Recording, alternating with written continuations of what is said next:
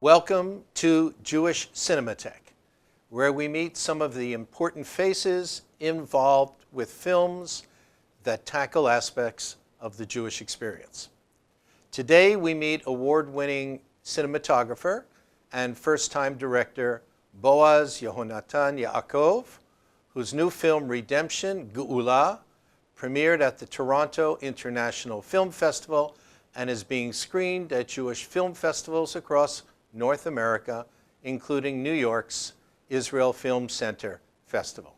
Boaz, welcome to Jewish Cinematheque. Hi. So I saw your film at the Toronto Film Festival and I was knocked over.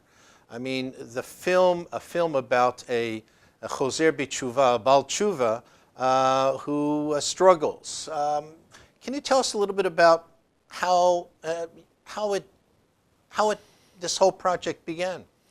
Look, I guess that from a young age, I always felt that the most important thing that is happening to me in my life is my inner struggle and feelings about life, if it's my parents and stuff that's happening, my friends. And in a certain way, I always, I did play hide and seek and all what kids play, but I always wanted to tell my friends my feelings of what's happening with me in life and to hear from them. So I guess it's something which the way of the language in the movie as a film is something which has been going with me for many years. This specific story, the story is about many things, but friendship and dedication from a person to his friends and his friends to him. And I think it started because I had a very, very good friend, my best friend, who passed away 3 years ago, and the movie is dedicated to him.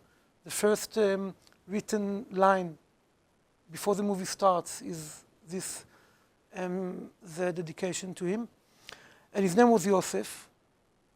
And I met him when I was 24, after a year in LA, working as a camera assistant and making the big dream come true.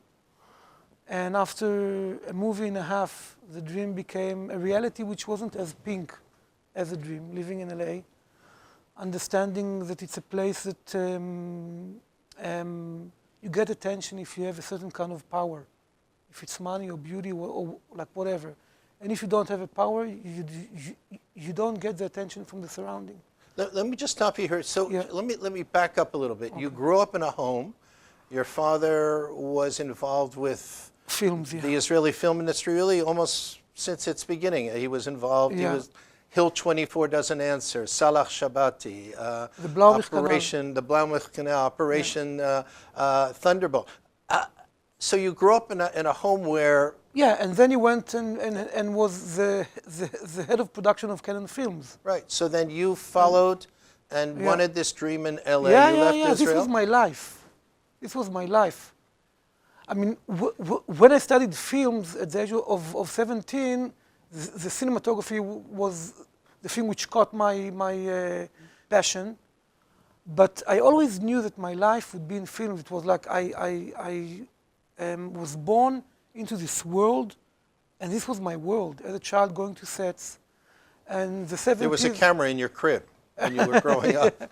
No, but a slate. But the 70s was a time in Israel of many biblical movies. And as a child, you come and suddenly you see like 200 Romans fighting 300 Jews, extras, and horses and stuff. And, you know, it's... So... So what happened in LA? Yeah, I broke down, like mentally, because I understood that the world which I was dreaming about is a world that I can't really feel comfortable living in. I was 24, 25, and I lost my passion, and I didn't really know what's going to happen with my life, because I got to the end of the road, and it was a place which I couldn't, and you can't go back, and there isn't a second option or a different world that you can live in. This is the world, and you can't change it. And I got a bit depressed, and I came back to Israel. I stopped working. And then I met my friend, Yosef. And if I'll ever make a video art, and I should make it, it will start with a black screen, and then you see a close-up of a person crying. And then you see his over shoulder, and it's black, and he's crying. And suddenly you'll see a hand coming and being put on his shoulder, and he will be starting to be carried backwards by this hand. And you dolly back, and then you start seeing a slight white line around this black spot. It'll go back and back until this black spot will be so tiny that you can't notice it. And Yosef brought me into the notion of the existence of us inside God. And God is like this white, infinite white. And the black spot, which is our world, is something which is okay, and it should be black. And there's a reason for it. And you have something to do with it and work with it. So don't be afraid of it, because it's not everything. And start doing what you need to do with it. And so, this story came up like when I was 38, 40, the idea. So during this period you were searching, and he really helped you become what, more dati, more religious? Look, or I mean, the Orthodox way of life is something which came afterwards and not immediately. But the notion of being created by God, and the notion that there's something to do with it. And Judaism is about what you do with your life, being a creature of God who wants the world to be a better place or a good place. And the struggles with your inside, good and bad. And it's a struggle every day. So if you put on the light in Shabbat or not, this comes after. But when you feel this notion as the basic being of yourself, that's the first thing. So this process was a long process of your searching and finding and struggling, and then you went back to cinema? Look, Yosef was a very special man. And he was born in a religious family, and he left and came back and stuff, and he went through a very special life. It's a movie that can't be done. And he always told me to keep my job, to keep my relationship with my friends and parents. The whole notion of soul and body is about making peace between them.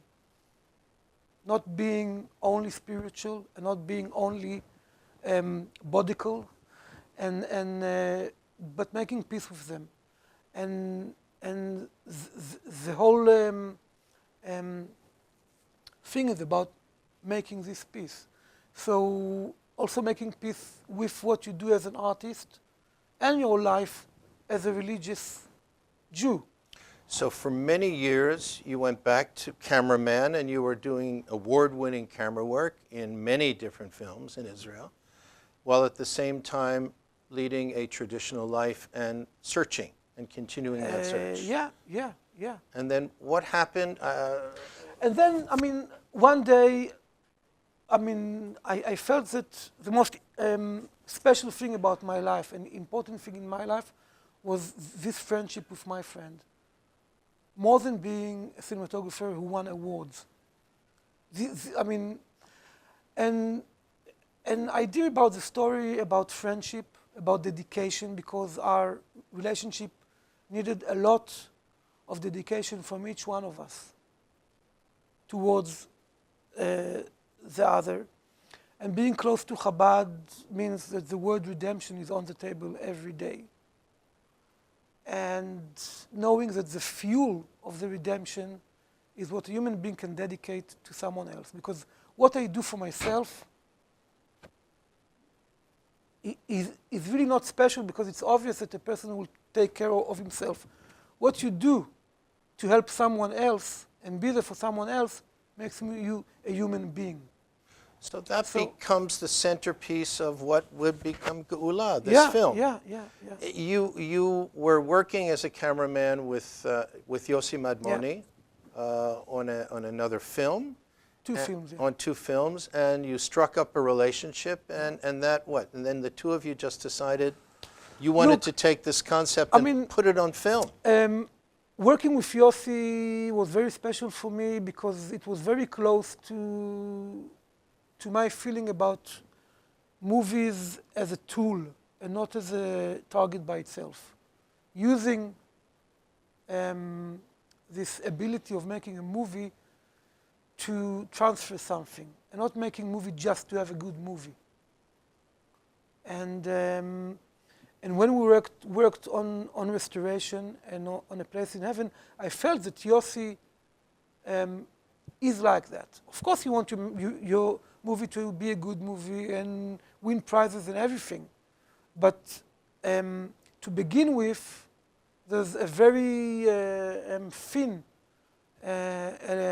line between using the movie to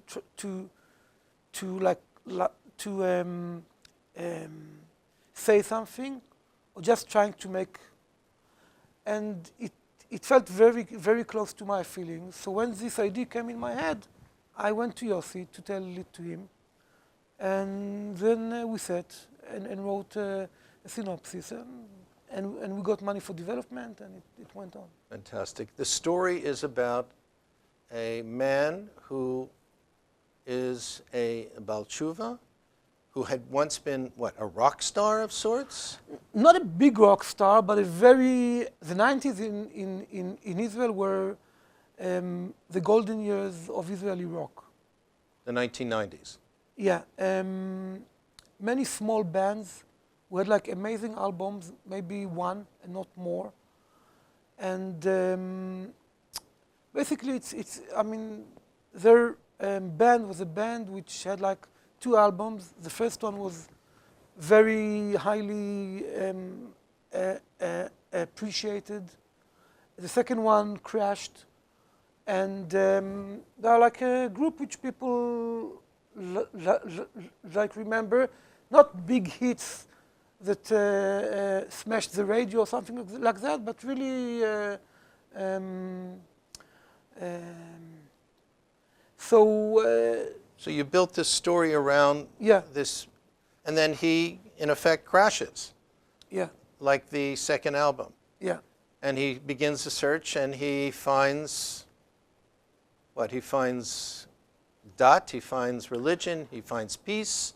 He gets married with his loved one, who's also being loved by someone else from the band, Avi. And he leaves the band. And she's traditional, or she's? No, she was also secular, and they made tshuva together. Right. And he stopped dealing with music. At a certain point, she understands that him not dealing with music, in a certain way, killed his soul. And he closes himself, and basically he practices a Jewish Orthodox life, but without his soul being alive, it doesn't really get you to a better place. So, in a sense, this is a subtext. I mean, your life, you know, famously the Israeli filmmaker, artist Uri Zohar, left his filmmaking to become a traditional Choser B'Tshuva, a traditional Baal Tshuva, gave up his filmmaking, although now he's returned a bit. But in a sense, what you're saying is, you're not prepared to give that up. Is there an autobiographical element here? I mean, I always stayed working in films, not like the character in the movie, but those voices are voices which I know from inside. To make the movie and have a story, those voices are in a like higher volume. But Um, I mean, I do know that if I wouldn't have been working as a filmmaker, I think that I would have been a very disappointed Jew who is religious, but is like lifeless.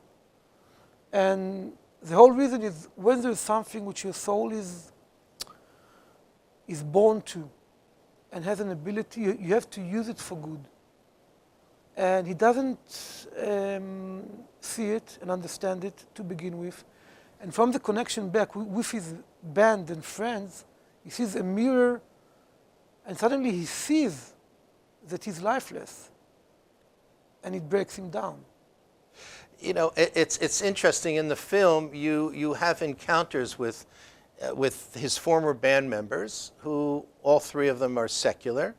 He's made the switch, but even when he comes to see one of his friends and the wife of the friend greets him at the door, there's this, you know, she doesn't know how to react to him, but you're comfortable showing the reaction of Israelis, of secular Israelis, and their sort of discomfort with meeting an Orthodox person. She doesn't know whether to touch him or not to touch him, to hug him, to move away. She makes fun of it. Yeah. Do you experience that in your life? Yeah, look, this scene comes after a few scenes where you see this harsh man who really isn't surrounded by love, and suddenly he opens the door, and this flash of love and comes at him. And we like wanted to say that basically we're searching for love and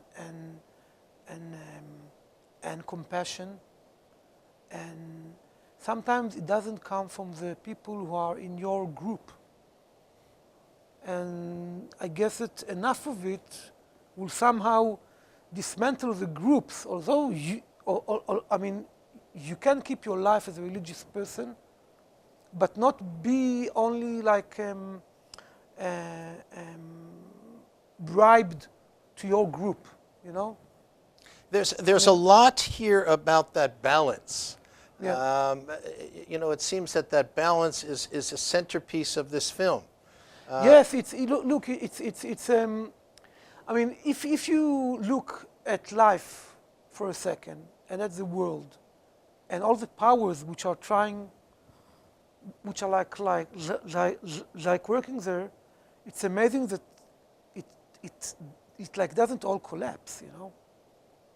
The balance of life themselves is great. And one of the things of this story and movie is so many characters with different life and agendas who live in harmony. Let's take a break now and look at a trailer from the film. Okay. The film is called Geula, Redemption.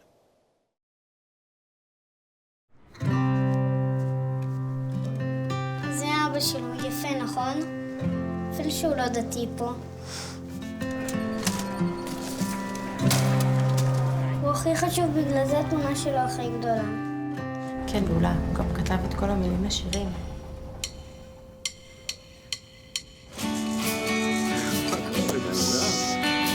שאת מחזור אמרתם.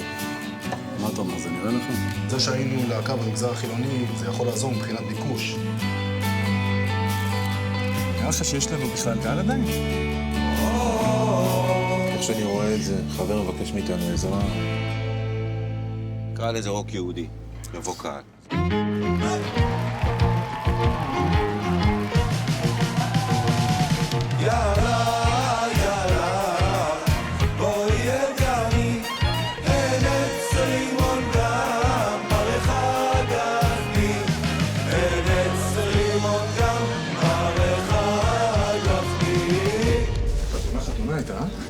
היינו טובים, לא? מה? נותנים לך מחמאה, תגיד תודה. מה התהפכת פתאום? אחי, הוא ממהר, מה אתה? אם זה נופל זה נשבר, אם זה נגמר, זה נגמר. סוגרים פה ואצלנו רק מתחיל. אתה מצחיק אבא. רץ בתוך העקבות שלך בחול. אל תסתכלי למטה, לא שיהיה בהצלחה.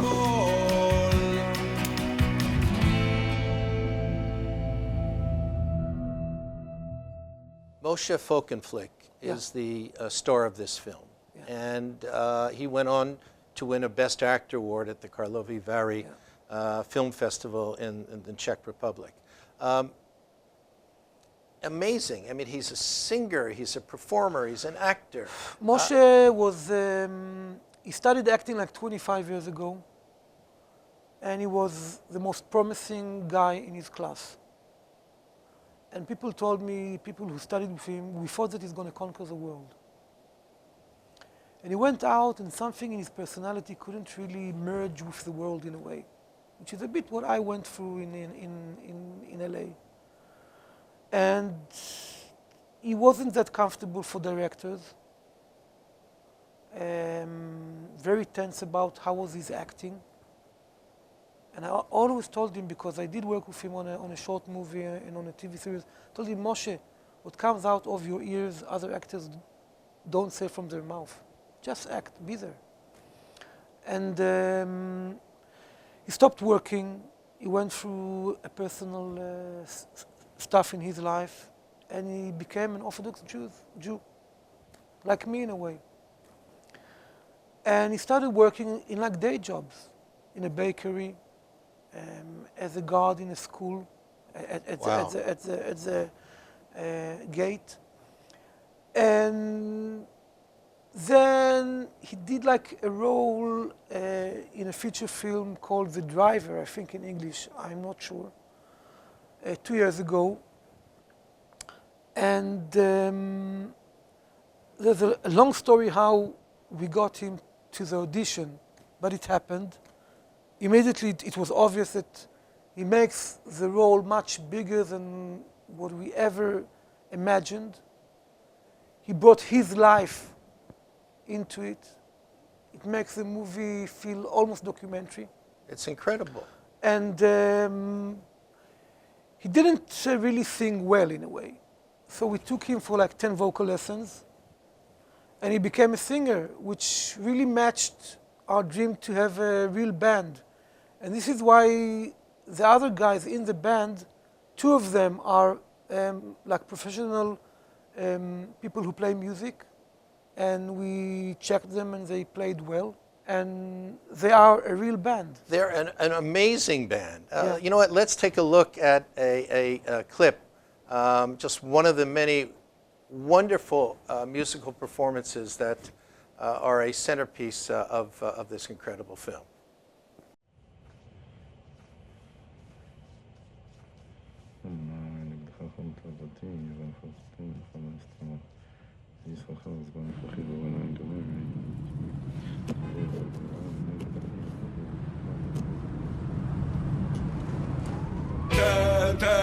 תן לנו שמחה על עצם מציאותך. תן לנו שמחה על עצם מציאותך. על עצם מציאותך. שמחת אמת שלא תלויה בשום דבר. שמחת אמת שלא תלויה בשום דבר. שלא תלויה בשום דבר. שלא תלויה בשום דבר. תן לנו שמחה על עצם מציאותך. תן לנו שמחה על עצם מציאותך. Boaz, you were working as a cameraman on a film, Para Aduma. In English it's called The Red Heifer, but it's called The Red Cow. And the director of the film was a woman who had been herself datiya, religious, and had become a secular Jew, and you're cameraman, and something happens, some sparks fly, and the next thing you know, you get married and have a delicious child. What's it like for you as a Dati Jew, and especially you talk about your community, being married to a woman who is not, and the community around you, and how do they react to that? What a power couple, both of you directors, terrific films. Her film wins the best film at the Jerusalem Film Festival. What's that like? It's amazing. It's you can't really call it an incident because it's too good to be true, and it still has to. It makes you need to struggle with yourself, and the whole notion of struggling with yourself is with a part in you that tries to make things not flow in life. And Like the character? yeah. Like your, like the characters in the film? Yeah. We wanted to make a film about people who struggle with themselves, not with someone else. But life with Sylvia is amazing because I get that. I guess that the whole notion of a broad mind is about being able to grasp more differences and still feel that it's one. And a narrow mind says only this is one. This is not a part of this one. So, and to get your mind broadened, it's like basically getting pregnant, I guess. And it sometimes hurts, and sometimes you have like, you want to puke, and sometimes, but then you get bigger, and you get, and something is born from it, a new notion of life, and it's great. Fantastic. And the community? They're there, the support system? Much more than you think to begin with. I mean, many times we're afraid of what our surrounding will feel, and it's only because we don't believe how much their mind can grow with what's happening with you. Wow. And it can. What a great way to end. My guest today, Boaz Yehonatan Yacov, fantastic, a great movie. It's a film that must be seen, and it raises so many important issues. Thank you so much for joining me. You're welcome. Thank you, Eric.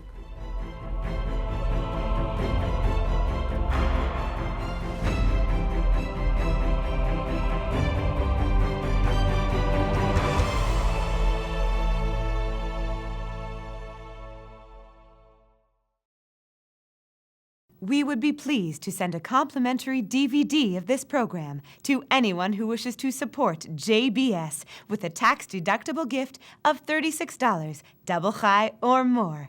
Simply visit the JBS website at jbstv.org and click on the Donate button to make a donation by PayPal or your credit card. And please indicate the program for which you would like a DVD. Or you can send your tax-deductible check to JBS, P.O. Box 180, Riverdale Station, Bronx, New York, 10471. And again, please remember to indicate which program you would like to receive with our compliments. And we thank you for your kind support.